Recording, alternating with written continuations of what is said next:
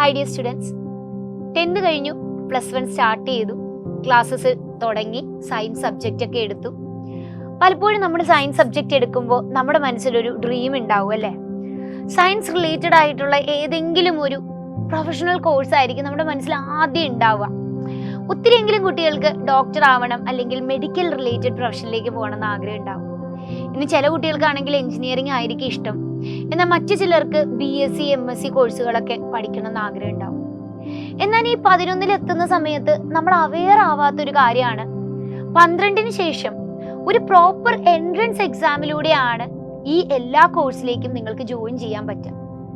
അതെ, even BSc MSc ഒരു central യൂണിവേഴ്സിറ്റിയിലെ മച്ച് ബെറ്റർ കോളേജിലേക്ക് നിങ്ങൾക്ക് പഠിക്കണമെങ്കിൽ QH എന്ന് പറയുന്ന ഒരു എൻട്രൻസ് എക്സാം നിങ്ങൾ പാസ് ചെയ്യേണ്ടതായിട്ടുണ്ട്.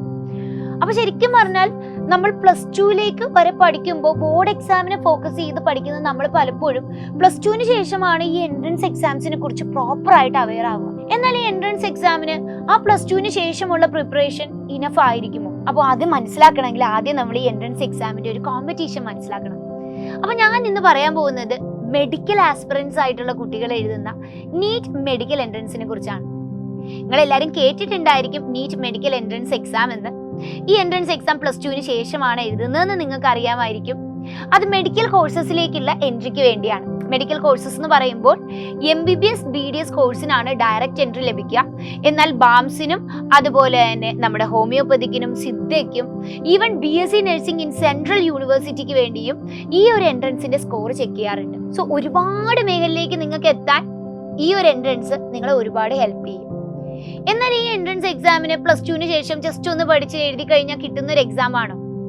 നിങ്ങളുടെ സ്കൂളിൽ തന്നെ ചുറ്റുപാടുള്ള ഇപ്പൊ ചേച്ചിമാരെയൊക്കെ നിങ്ങൾ കണ്ടിട്ടുണ്ടെങ്കിൽ ചിലപ്പോൾ +2ന് എല്ലാ സബ്ജക്റ്റിനും ഫുൾ A+ ഒക്കെ വാങ്ങിയിട്ടുണ്ടാവും. പക്ഷെ എൻട്രൻസ് എത്തുമ്പോ എങ്ങും എത്തിയില്ല. അതെന്താ അങ്ങനെ വന്നേ? കാരണം എൻട്രൻസ് ഒരു ഡിഫറെന്റ് ഗെയിമാണ്. +2 ബോർഡ് എക്സാം വരെ ശരിക്കും നമ്മൾ ഒരു എക്സാമിന് പാസ് ആവാൻ വേണ്ടിയാണ് പഠിക്കുക. എന്നാൽ എൻട്രൻസ് എക്സാം ഒരു കോമ്പറ്റേറ്റീവ് എക്സാം ആണ്. ഇവിടെ നമുക്കൊരു പർട്ടിക്കുലർ നമ്പർ ഓഫ് സീറ്റ് ഉണ്ട്. ഈ സീറ്റിലേക്ക് നിങ്ങളെ സെലക്ട് ചെയ്യാൻ പോവാണ്. അപ്പൊ എത്ര സീറ്റ്? MBBS BDSന് ഓൾ ഓവർ ഇന്ത്യ ഉള്ളത് 1 ലക്ഷം സീറ്റാണ്. 1 ലക്ഷം ഉണ്ടോ എന്ന് ആലോചിക്കണ്ട. ആ 1 ലക്ഷം സീറ്റിന് വേണ്ടി കോമ്പീറ്റ് ചെയ്യുന്നത് 23 ലക്ഷം കുട്ടികളിലേറെയാണ്. ആൻഡ് എവറി ഇയർ ഈ കോമ്പറ്റീഷൻ ഹൈ ആയി പോവുകയാണ്. എന്ന് പറഞ്ഞാൽ ഒരുപാട് കുട്ടികൾ ശരിക്കും ഈ ഒരു സീറ്റിനെ ആസ്പയർ ചെയ്യുന്നുണ്ട്. പക്ഷെ അതിന് വർക്ക് ചെയ്യുന്നുണ്ടോ? തികച്ചും നിങ്ങളെ പോലെ തന്നെ ചിലപ്പോൾ എന്ത് ചെയ്യുന്നുണ്ടാവില്ല, അവർ സ്റ്റാർട്ട് ചെയ്തിട്ടുണ്ടാവില്ല. എപ്പോഴാണ് സ്റ്റാർട്ട് ചെയ്യേണ്ടത്? +2ന് ശേഷമാണോ? +1നോടൊപ്പമാണോ? Always early bird catches the fish അല്ലെ? അപ്പൊ ആദ്യം ആര് തുടങ്ങുന്നു, ആദ്യം ആര് പ്രാക്ടീസ് ചെയ്ത് വരുന്നു, അവർക്ക് തന്നെ ആയിരിക്കും ബെസ്റ്റ് ചാൻസ്. ഇത് ഞാൻ ചുമ്മാ പറയുന്നതല്ല, there is statistical proof for it. നിങ്ങൾ ഈ മെഡിക്കൽ എൻട്രൻസ് എക്സാമിന്റെ ചരിത്രത്തിൽ ആദ്യത്തെ 10 റാങ്ക്സ് ഇത്ര കൊല്ലം വരെയുള്ളത് വാങ്ങിച്ചിട്ടുള്ള ആരാണെന്നൊന്ന് ചെക്ക് ചെയ്ത് നോക്കിയേ. +2 കഴിഞ്ഞ് ആദ്യമായി എൻട്രൻസ് എഴുതുന്ന മക്കളാണ് ഇത് വാങ്ങിച്ചിട്ടുള്ളത്, അല്ലാതെ റിപ്പീറ്റേഴ്സോ റിപ്പീറ്റേഴ്സോ അല്ല. അപ്പോ ടോപ്പിൽ തന്നെ വരാൻ +2 കഴിഞ്ഞ മക്കൾക്ക് പറ്റുമെങ്കിൽ why are we not trying it?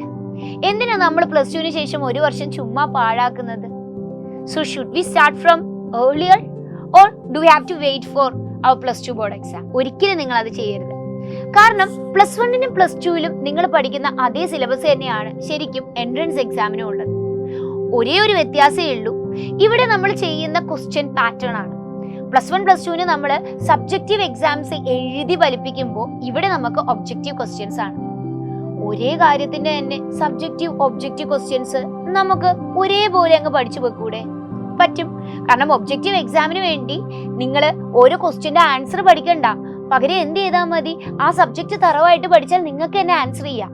ഇതെങ്ങനെ ഏറ്റവും എഫക്റ്റീവായി ആൻസർ ചെയ്യാമെന്ന് നല്ല രീതിയിൽ നിങ്ങൾ +1 +2നോടൊപ്പം തന്നെ പഠിച്ചു കഴിഞ്ഞാൽ ശരിക്കും +2 കഴിയുമ്പോൾ തന്നെ നിങ്ങൾക്ക് ഈ എൻട്രൻസിനെ കുറിച്ചൊരു നല്ല ധാരണ ഉണ്ടാവും.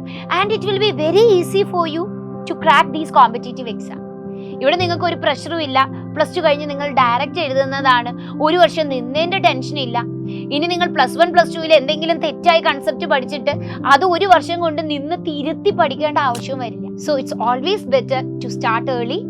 അപ്പോൾ നമ്മുടെ കിങ്സ് 11ന്റെ 2.0 ബാച്ച് ഇനിയും ലേറ്റായി. +1ന്റെ ക്ലാസ് ഒക്കെ സ്റ്റാർട്ട് ചെയ്തു സ്കൂളിലൊക്കെ. അപ്പോൾ എന്നിട്ടും ലേറ്റായി. വേണോ വേണ്ടിയോ എന്ന് ആലോചിച്ച് നിങ്ങളുടെ ഫ്രണ്ട്സൊക്കെ ചിലപ്പോൾ എൻട്രൻസിനൊക്കെ പഠിച്ചു തുടങ്ങി കാണും. നിങ്ങൾ ഇങ്ങനെ ഡൗട്ട് അടിച്ചിരിക്കുമായിരിക്കും വേണോ വേണ്ടിയോ എന്ന്. അങ്ങനെയാണെങ്കിൽ ഇനിയും നിങ്ങൾ താമസിച്ച് വൈകിക്കണ്ട. ഓൾറെഡി നമ്മുടെ കിങ്സ് 11ന്റെ 2.0 സ്റ്റേറ്റിന്റെ ബാച്ച് സ്റ്റാർട്ട് ചെയ്തിട്ടുണ്ട്. സ്റ്റാർട്ട് ചെയ്യുകയാണ്. അപ്പോൾ നിങ്ങൾ ഇനി ലേറ്റ് ആക്കാതെ തന്നെ നിങ്ങളുടെ ഏർലി സ്റ്റാർട്ട് ഇപ്പോൾ തന്നെ തുടങ്ങുക. So see you in batches.